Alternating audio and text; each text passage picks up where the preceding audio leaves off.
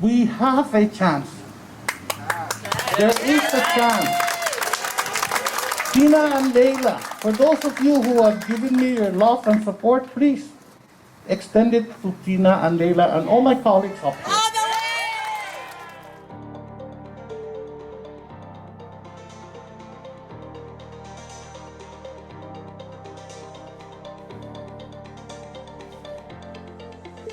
Tina, can you tell me how you two meet? I first got to know Leila years ago in 2007. We were both in our 20s, new in our careers, and we had both just recently returned to the islands after completing college. Tina wrote this manifesto in 2007. It was an open letter to the people of the Commonwealth, calling on everyone, myself included, to face our fears, speak up honestly and openly about the issues that we cared about, and really get involved in the work of creating a better community. I reached out to her. Leila wrote to me for the first time in January 2007, so 15 years ago. She shared that she was afraid to speak up. I was afraid. I told her that I was scared. I was afraid to stand up and realize that I was the only one standing. But her letter made me see that I wasn't alone and that she wasn't alone. She thanked me for standing up, and she said, I want you to know I will be standing right next to you. And she did. We worked with other caring citizens to hold public forums throughout the island, and then we launched a popular initiative to reapply the Open Government Act to the legislature. We wanted more transparency in government, and that seemed like a good place to start.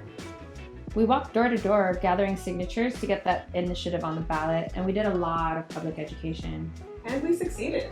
The OGA initiative got on ballot and it passed with an overwhelming approval of the voters in 2001. Tina inspired me to speak up and be a voice in our community, to stop being afraid for pushing for change.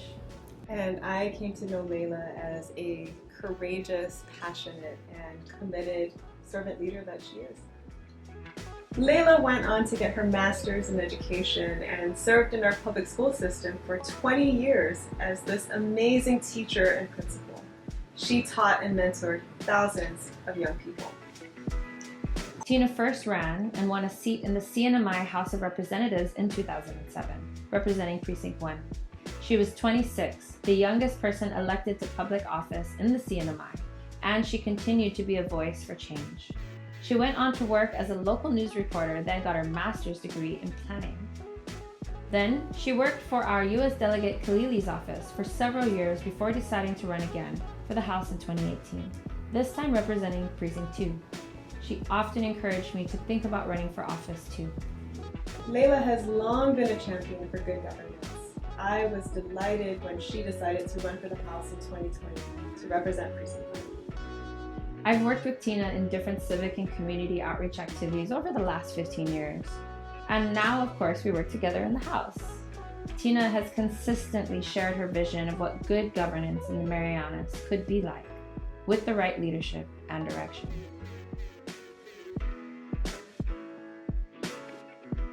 Good governance means open and honest government, accountable leaders, sound and stable policies, and empowered citizens.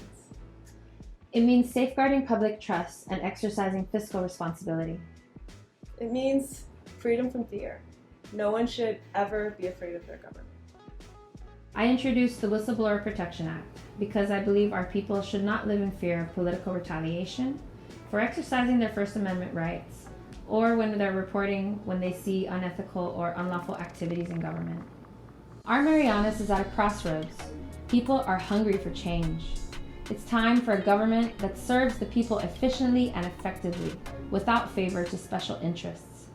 A government that is data-driven and purposeful in its decisions. A government that cares about its people.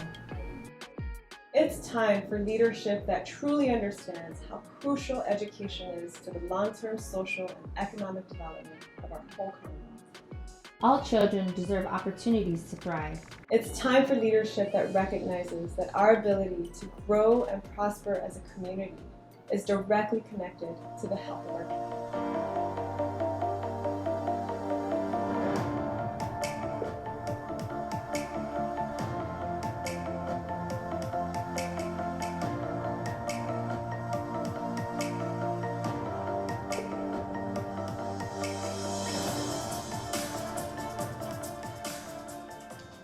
Leila and I are ready to work for that bright and hopeful future that our people deserve.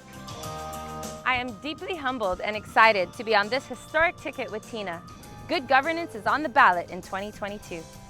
And I am incredibly proud to stand with Leila on the Democratic slate for Governor and Lieutenant Governor of the Northern Marianas. Change is on the ballot in 2022.